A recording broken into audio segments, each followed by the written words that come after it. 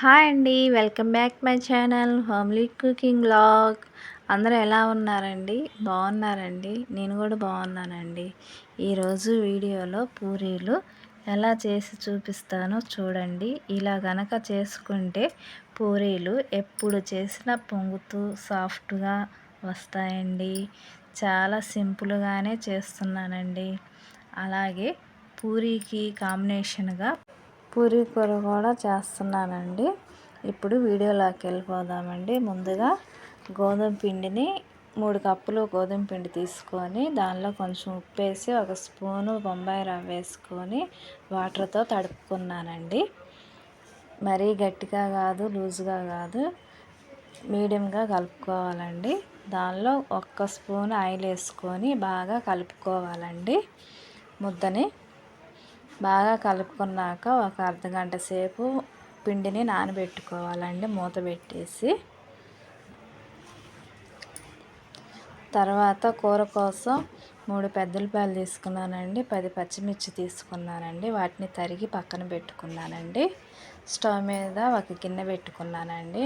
గిన్నెలో నూనె వేసుకొని నూనె వేడెక్కినాక పోపు దినుసులు వేసానండి. పోపు దినుసులు వేగినాక కట్ చేసి పక్కన పెట్టుకున్న ఉల్లిపాయలు పచ్చిమిర్చి వేసి తిప్పుకోవాలండి.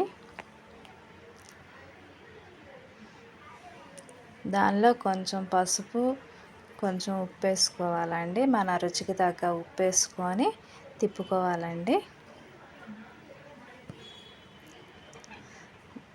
దానిలో 1 స్పూను అల్లం వెల్లుల్లి పేస్ట్ వేసుకున్నానండి. అల్లం వెల్లుల్లి పేస్ట్ వేసుకుంటే బాగుంటుందండి కూర. ఇలా ఒకసారి ట్రై చేసి చూడండి. అల్లం పేస్ట్ వేసుకున్నాక తిప్పుకోవాలండి కాసేపు. దానిలో నేను 1 గ్లాసున్నర వాటర్ పోసుకున్నానండి. వాటర్ పోసుకున్నాక ఒకసారి తిప్పుకొని మూత పెట్టి ఉడకనివ్వాలండి. ఈలోపు ఒక బౌల్లో 3 స్పూన్లు శనగపిండి తీసుకున్నానండి. దానిలో కాసిన వాటర్ పోసుకొని ఉండలు లేకుండా పల్సుగా తిప్పుకోవాలండి స్పూన్తో. ఇవ్వండి, ఉండలు లేకుండా కలిపేసానండి. ఆ వాటర్ని కూరలో పోసుకోవాలండి. కూరలో పోసుకొని తిప్పుకొని మూత పెట్టేసి ఒక 5 నిమిషాలు ఉడకనివ్వాలండి కూరని. ఉడికిపోయిందండి కూర. కొత్తిమీర వేసుకున్నానండి. ఒక్క 2 నిమిషాల నుంచి దించేసుకోవటమేనండి కూర రెడీ అయిందండి.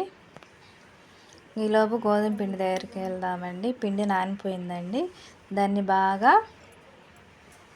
పిండి ముద్దని బాగా కలుపుకోవాలండి.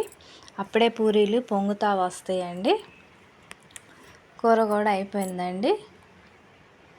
సరిపోయిందండి. అలా పలుచుకుంటే చాలండి. అలా ఉంటే మళ్ళీ ఆరిపోయినాక చిక్కగా అవుతుందండి కూర. ఇప్పుడు పూరీలు చేసుకుంటున్నానండి. పూరీ ప్లస్తో కూర కూడా ఉడికిపోయిందండి. కూర దించేసానండి. స్టవ్ ఆఫ్ చేశానండి. ఒక పక్కన ఒక కళాయి పెట్టుకొని ఆయిల్ వేసుకున్నానండి. ఆయిల్ కూడా కాగిపోయిందండి. మనం చేసి పెట్టుకున్న చపాతీలు నూనెలో వేద్దామండి. చూడండి ఎలా పొంగుతున్నాయో పూరీలు. ప్రతి పూరి అలాగే పొంగిందండి. చాలా సాఫ్ట్గా బాగా వచ్చినాయండి పూరీలు.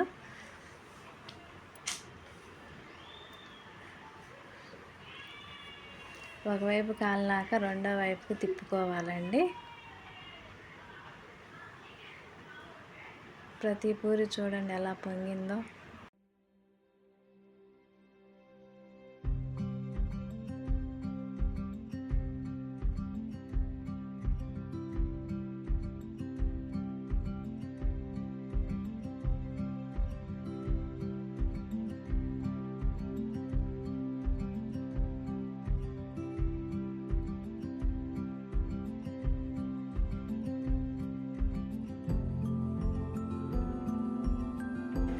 అన్ని పూరీలు పొంగినాయి చూడండి ఎలా సాఫ్ట్గా ఉన్నాయో పొంగి. పూరీలు రెడీ అయిపోయినాయండి. పూరీలు పూరీ కూర బాగా కుదిరాయండి. మా వీడియో నచ్చితే లైక్ చేయండి, షేర్ చేయండి, సబ్స్క్రైబ్ చేసుకోండి. మీ ఫ్రెండ్స్ అండ్ ఫ్యామిలీకి కూడా షేర్ చేయండి.